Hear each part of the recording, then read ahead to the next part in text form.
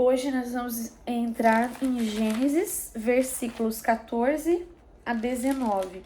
Né? Então, cada encontro, né, para quem não participou de nenhum encontro ainda, para quem está acompanhando no YouTube e não viu os outros episódios, né, nós estamos fazendo um bloquinho de versículos. E é incrível como a criação do mundo, ela nos ensina sobre a nossa vida. Né? Em outras aulas a gente entendeu que o Senhor sempre começa pelo escuro. A palavra não fala veio manhã e depois tarde. Ela fala veio tarde e depois manhã, primeiro dia.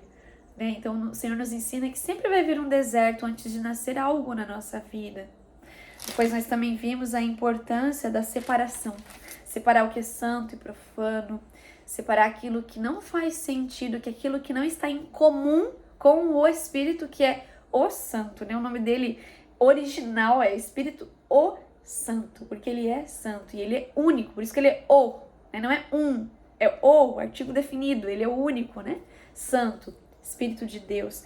E entender que essa separação ela é necessária para que nós possamos entrar em comunhão com o Espírito de Deus, porque a comunhão é estar em comum. E como que eu vou ter comunhão com Deus se eu não estou em comum? Se a minha conformidade ela está com o mundo? Não faz sentido, as coisas não vão acontecer do jeito que precisam para que eu possa amadurecer na fé. E no último encontro foi maravilhoso entender que depois que o Senhor separou, apareceu a terra seca, que é a nossa alma, né? A nossa alma, a terra seca. Por que a nossa alma, a terra seca? Porque é onde o Senhor vai plantar e é onde vai frutificar. E o Senhor, ele separa, né? O caos, que são as águas. Depois, ele faz aparecer a terra seca, onde vai frutificar. E aí nós entendemos que na terra podemos ser erva, que dá semente, ou árvore frutífera. A relva nem vou falar mais, porque no último encontro algumas mulheres falaram que estavam na relva ainda. Mas em nome de Jesus, eu creio que da última sessão, né, do último encontro pra cá, a gente já entendeu que relva não faz mais parte da nossa vida, né? E para quem não estava, a relva é aquela pessoa que vive por emoções, né? Que é muito almática, que não consegue viver no espírito. Nós todos temos essa tendência, claro que tem dias, tem momentos que infelizmente a gente vai cair, mas que nós possamos manter nossos olhos fixos na comunhão com o Espírito Santo, para que estejamos frutificando assim como nascemos para ser, assim como fomos criadas para ser, né? E hoje, então, entrando nos luzeiros do firmamento. E achei interessante porque nos outros estudos eu consegui extrair muita sensibilidade, né, do ensino. E hoje eu achei muito mais teórico, mas eu quero muito, assim, que seja o Espírito que testifique no coração de vocês também, né? Que traga um entendimento profundo, individual. E depois a gente pode compartilhar isso, você também pode comentar depois no YouTube, né? Se você sentir no seu coração. Versículo 14, ele pode ser usado para combater o paganismo. Achei muito interessante, porque realmente, né? Eu não sei você, eu vou abrir meu coração, é um lugar de confessar, né? Lugar de comunhão, lugar de abrir a verdade. De tudo aquilo que já foi testemunho, né? Aquilo que já foi vivido. Mas eu preciso contar isso pra você. Teve um momento da minha vida que eu me afastei de Deus. E que eu entrei numa seita. Era uma seita online. Meu Deus, me arrepia, tá? Porque até hoje, assim, eu não me acredito. Antes eu era pregadora da palavra já na igreja. Mas como eu era religiosa, não tinha intimidade, rapidamente o inimigo entrou nas brechas, né? As legalidades que estavam abertas sobre a minha vida e eu caí. E quando eu caí, eu fiz uma tatuagem. Peraí, aqui. Fiz uma tatuagem que representam os 4 elementos, né? E então é fogo, é vento, é água e terra. E quando a gente fala em fogo, a gente lembra do sol, né? E eu lembro que nesse período eu tava muito assim, horóscopo. Eu vou falar a verdade, né? A gente tá aqui pra falar aquilo que não compactua com a palavra do Senhor, né? Então eu tava muito em horóscopo, sabe? Tudo aquilo que remetia à natureza, achando e acreditando que eu também estava conectada com Deus de alguma forma. E eu creio que talvez você já passou por isso em algum momento, né? E o Senhor nunca vai julgar a gente, olha só o que tu fez. Não, isso é o inimigo que faz, ele é o acusador das nossas almas, né? O Senhor, ele tem misericórdia. Mas o que o Senhor tem me ensinado muito recentemente é que tem que haver arrependimento. Então, se você em algum momento passou por isso, acreditou em signos, acreditou em algo que não faz sentido com a palavra, anota no seu caderno, porque eu creio que em algum momento o Senhor vai te oportunizar, né? Seja aqui em algum momento, seja em outro lugar, com alguém que o Senhor vai enviar para você. Você precisa colocar esse arrependimento para fora. Primeiro é entre você e Deus, né? Ontem mesmo eu até compartilhei com a Carol, o Senhor me deu uma revelação muito dolorosa, né? Chorei muito, mas eu não sabia se eu chorava porque Ele tinha me revelado, né, de gratidão, ou porque vai doer o que eu tenho que fazer, o passo que eu tenho que dar. E como eu ainda não dei, eu não posso falar, mas o dia que eu der, eu vou poder testemunhar. E o que acontece? O Senhor, ele quer nos levar para esse lugar para a purificação, né? A gente já falou sobre o processo de santificação, até falando com a Carol, tem algo ainda mais profundo, que é a purificação, né? E o Senhor quer levar todos para esse lugar, não é eu, ele não faz exceção de pessoas. Mas para purificar, eu preciso olhar cada canto, né? A Bíblia fala o recôndito, né, da minha alma, né? Cada parte, a palavra fala que o Senhor, Ele vasculha, né? Não é bem essa palavra, mas o significado, né? Cada parte do nosso coração, né? O coração é pensamento, é sentimento, é vontade, é desejo, mas também é pecado não confessado, é memória, é aquilo que eu vivi. Às vezes eu até já me perdoei, até já perdoei as pessoas, mas eu ainda não tirei a legalidade da minha vida que está na mão do demônio, do inimigo, sobre aquela área porque eu não confessei, né? A confissão é uma proteção. Esses dias meu marido pregou sobre isso, eu anotei na contracapa da Bíblia, eu falei, vou anotar para nunca esquecer.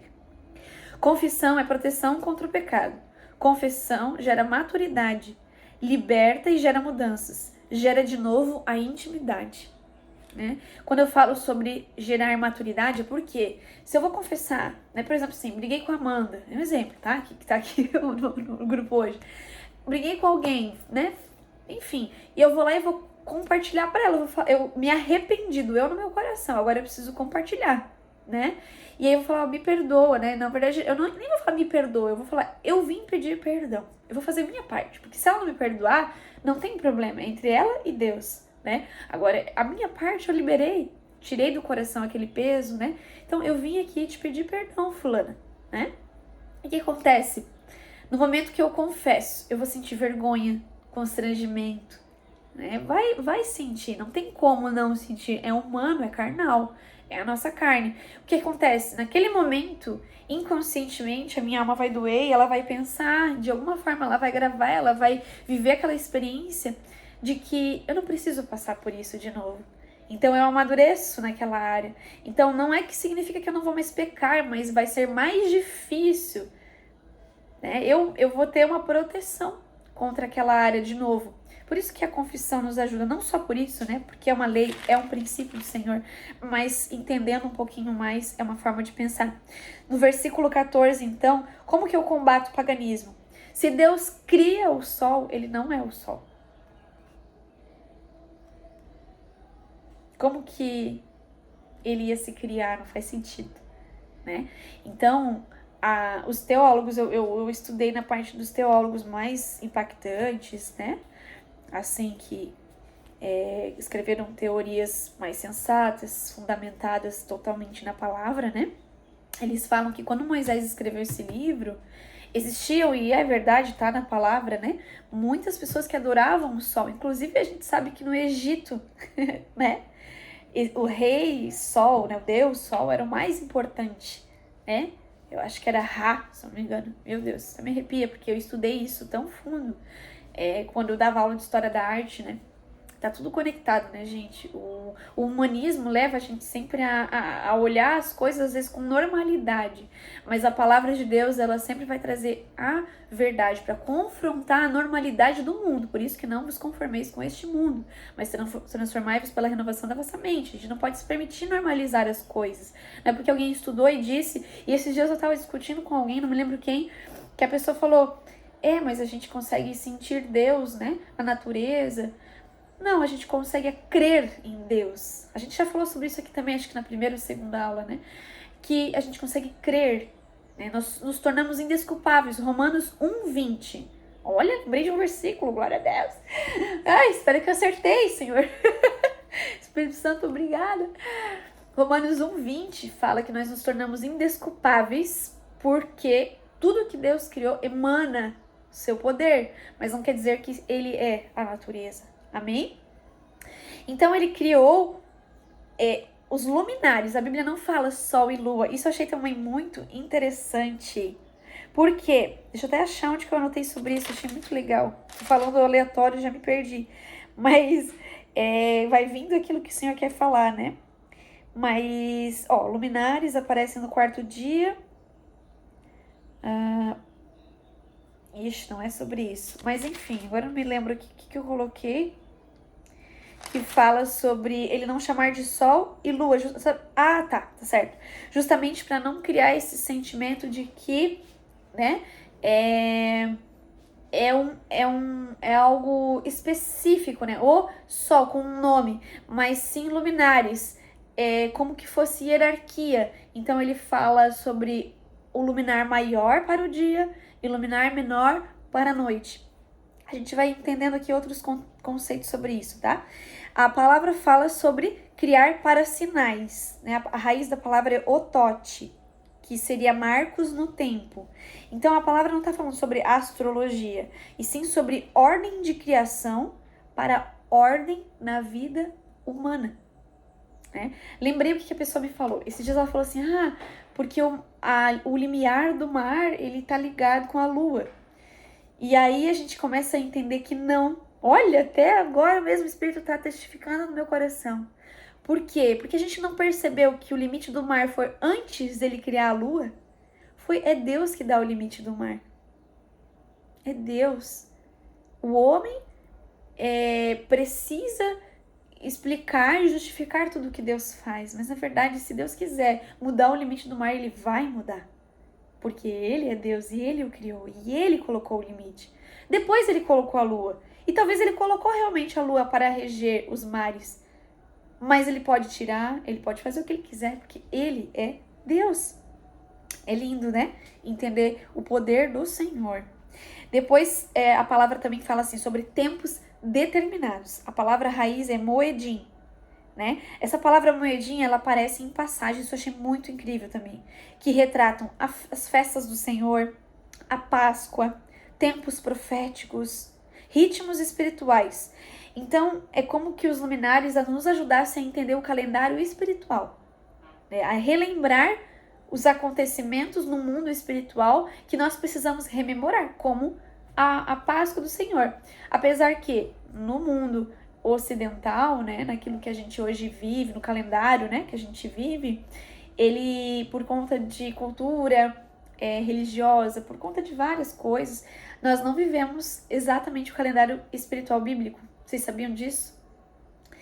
E isso eu tenho dúvida, né, que abrindo meu coração às vezes, porque, por exemplo, o nascimento de Jesus é um dos termos mais discutidos, né, por pessoas que estudam definitivamente a cultura judaica, entendem, né, porque não é no dia 25 de dezembro, né, e outras coisas, tá, que eu não vou entrar nos detalhes que não vem ao caso, mas é algo pra gente, Deus tocar no nosso coração, se for algo que interessa você saber, se for algo que pode fazer sentido pra sua vida, você conhecer mais, né? Eu ainda tenho desejo de conhecer mais.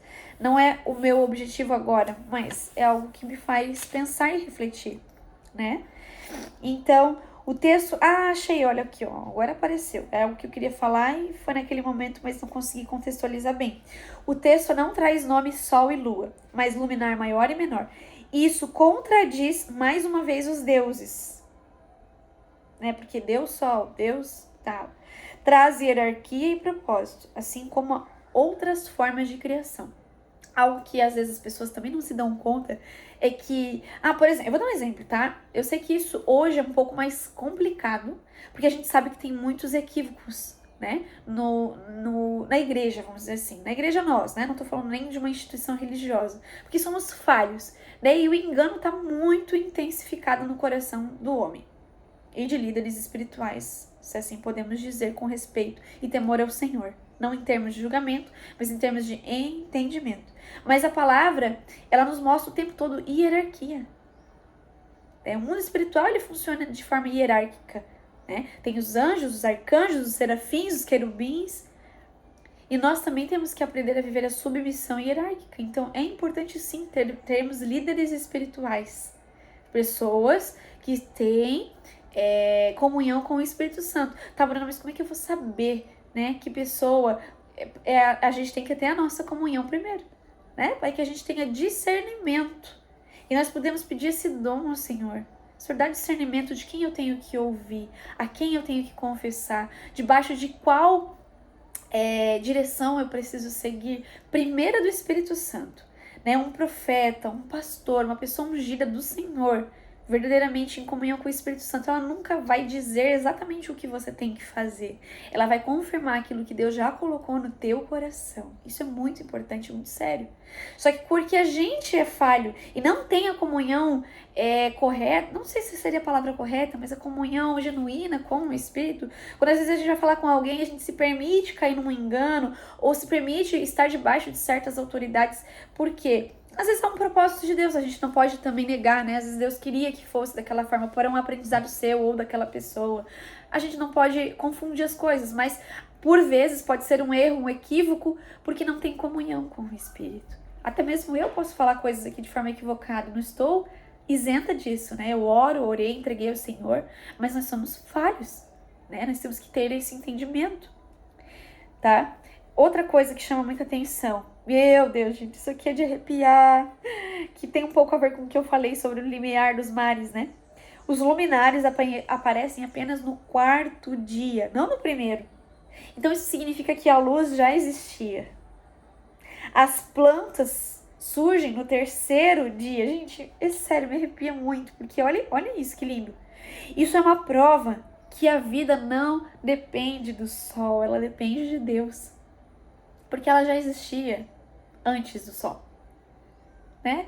Então, não adianta, as pessoas querem às vezes por falha, né? Porque o inimigo, ele quer isso, ele quer que a gente se rebele contra Deus, a gente quer que a gente encontre outros ídolos, né? Nossa carne busca isso, mas a palavra, ela nos previne-nos, ela nos edifica, ela nos fala a verdade, ela separa alma e espírito, ela nos mostra por que a nossa alma às vezes tende a certas coisas que não estão condizentes, né? Onde Deus é Deus, gente. Ele é Deus, não tem discussão, né? Outra visão espiritual teológica, e aqui eu não gosto de entrar tanto, porque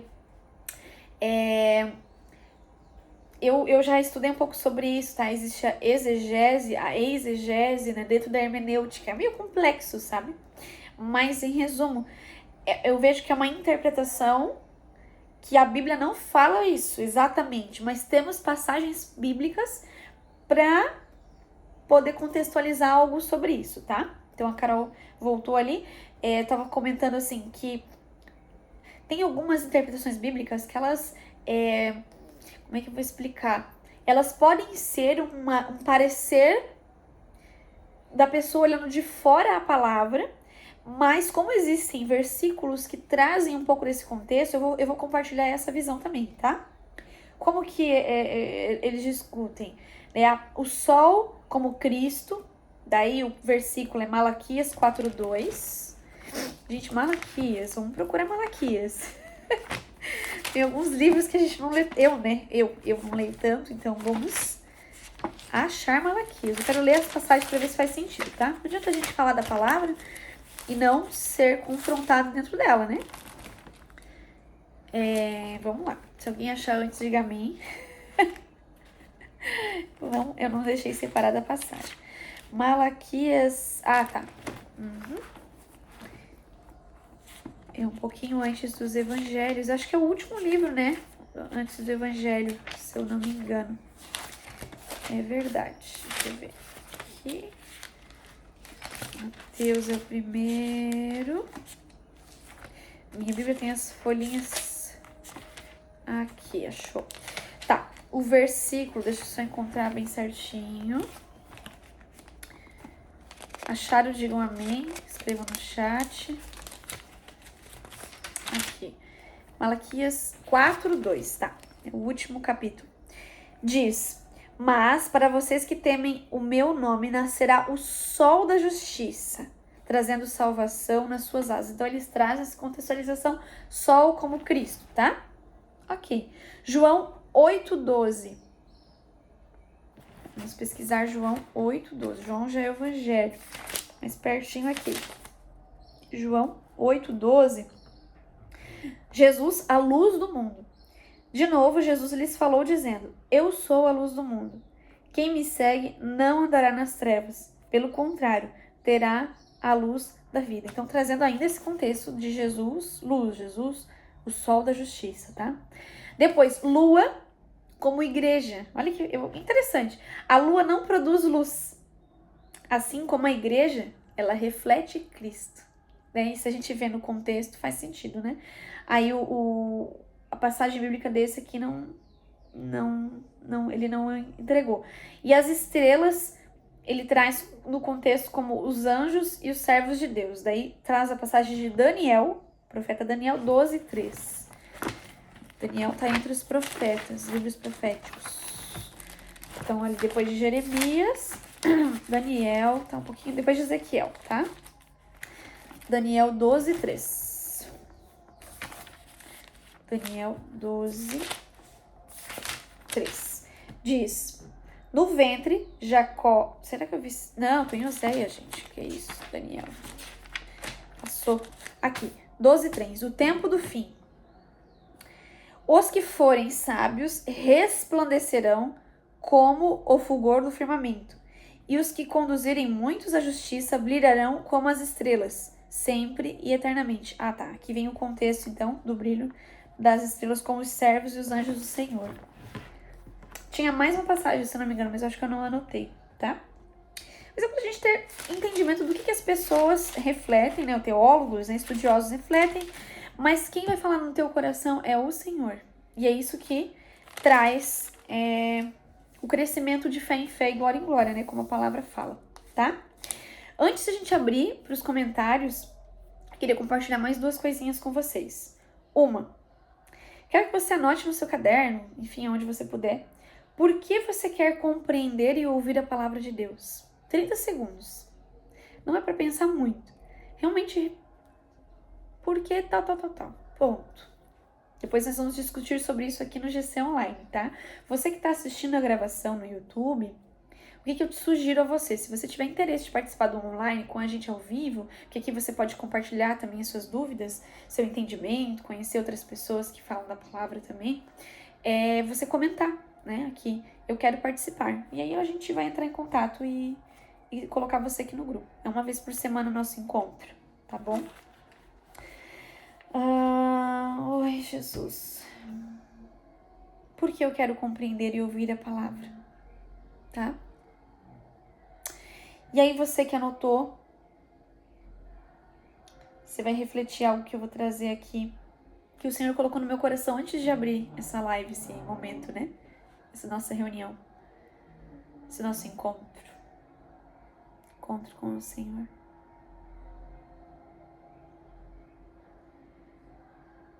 Essa resposta, a gente pode ter muitos motivos, né? E nunca é errado por si só, tá? Mas a gente tem que entender que tem coisas que, mesmo sendo certas, elas podem estar impedindo o nosso crescimento espiritual. Isso é isso que o Senhor colocou. Eu não sei para quem vai servir. Talvez não seja nem para as mulheres que estão ao vivo comigo. Pode ser que alguém que vai assistir. Tá? Mas eu preciso compartilhar isso. Eu até anotei o que o Espírito Santo me falou hoje, antes da reunião. Se a resposta que você colocou for para seu benefício próprio, pode ser que isso esteja te impedindo de amadurecer na fé. Como que eu sei que é para o meu benefício próprio? Lê a tua resposta. Você vai ter a resposta do Espírito Santo. Agora, se você quiser conhecer a palavra para viver o senhorio de Deus, do Senhor Jesus, a direção do Espírito de Deus, Espírito Santo, tudo vai acontecer, né? Você vai amadurecer, ele vai te levar cada dia mais. Sabe por quê? A palavra é como uma esponjinha, como a palavra ela é traduzida como a água, né? mas uma esponja em algo que limpa, certo? Que purifica. Mesmo que você não entenda, se você ler a palavra, ela vai começar a purificar o teu coração.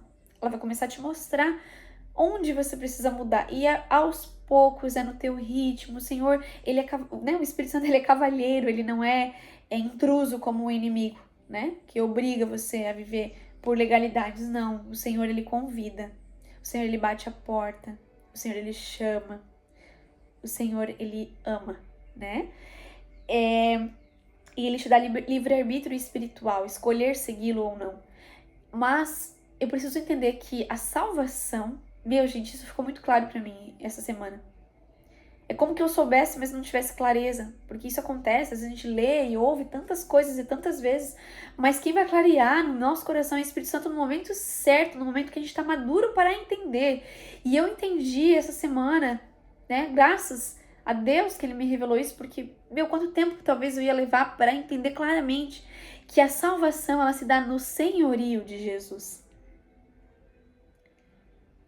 Eu tenho que declarar, confessar com a minha boca, Senhor, que Senhor é Jesus, e Jesus é meu Senhor e Salvador. Meu Senhor. Se eu estou declarando que Ele é meu Senhor, é porque eu quero que Ele seja o meu Senhor. E então eu estou negando as minhas vontades a partir desse momento. E quando a gente luta com isso, a gente tá querendo os nossos próprios interesses. E às vezes a gente busca Deus pelos nossos próprios interesses. E aí Tiago fala, pedis mal, porque pedis, né? Em outras palavras, seus pedidos são egoístas, são para ti. Então todo pedido ele precisa ser espiritual. Tá, mas então eu não posso querer um trabalho melhor, não posso querer que as pessoas do meu trabalho, eu sou um exemplo, né, claro, estejam em paz, porque às vezes tá um caos lá, eu não posso. Não é sobre isso. É o motivo do coração. Se isso que você quer é para você ficar bem, é um pedido egoísta. Mas se isso que você quer é para que mais pessoas alcancem a verdade. E eu levei muito tempo para entender. Eu me vejo desde o primeiro emprego que eu tinha, as minhas falas, os meus pensamentos. Eu dizia, nossa, eu tenho um trabalho que tem uma missão muito linda, que é formar artistas cidadãos. E eu não tô falando que é errado por si só. Mas o meu objetivo lá não era formar ninguém. Era eu ter status e reconhecimento. Era eu ser a melhor professora que eu podia ser. Era pra mim, não era pro outro, né? Mesmo que fosse, ainda assim, por si só, mediante a palavra, não faria sentido, né?